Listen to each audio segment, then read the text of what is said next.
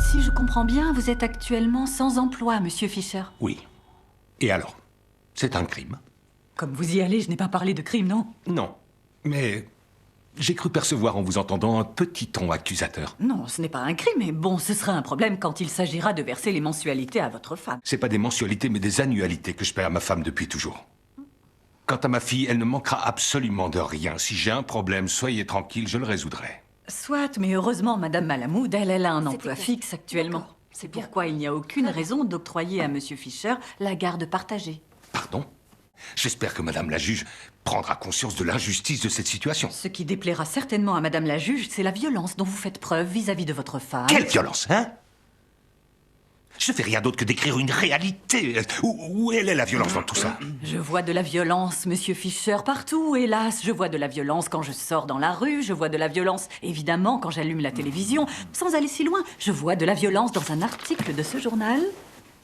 Et je suis entièrement convaincue que moins une enfant sera mêlée à des histoires de ce genre, mieux ce sera pour son intégrité psychophysique. Victoria, qu'est-ce qui se passe? T'es en train de devenir folle ou quoi? Tu me gonfles! Très bien, ma cliente et moi, folle, en ce qui avons se passe. fini avec l'audience de conciliation. Oui, Nous c'est préférons ça. garder le silence jusqu'à ce qu'on se retrouve au tribunal. Et toi, tu dis rien. C'est elle qui Non, mais t'engage? voyons. ce Allez qui se voir un passe. psy, monsieur Fisher. Comment? Je vous le dis sans arrière-pensée. J'espère que c'est ça, Victor. Un coup d'épée dans l'eau? À voir. Pourtant, Victor reste en lice et plus motivé que jamais. C'est maintenant au tour de Corinne.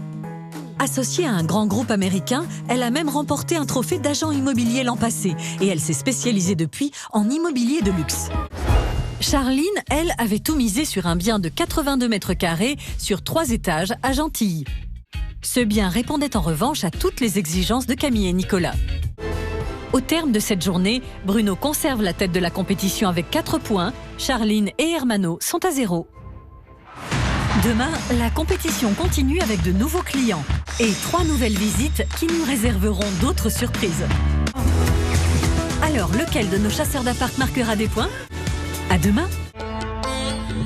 Dans les croyances indiennes, les animaux, quelle que soit leur taille, ont une âme, comme les hommes.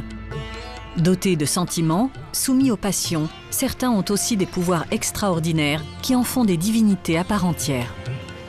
Vénérés, parés et célébrés lors de processions spectaculaires, ces animaux sont aussi respectés dans le cadre intime et domestique. Cette place particulière accordée aux animaux repose sur les préceptes de l'hindouisme, l'une des plus anciennes religions existantes dont les racines remontent à plus de 1000 ans avant Jésus-Christ. Appelée la religion aux 330 millions de divinités, l'hindouisme est pratiqué par plus de 80% de la population indienne.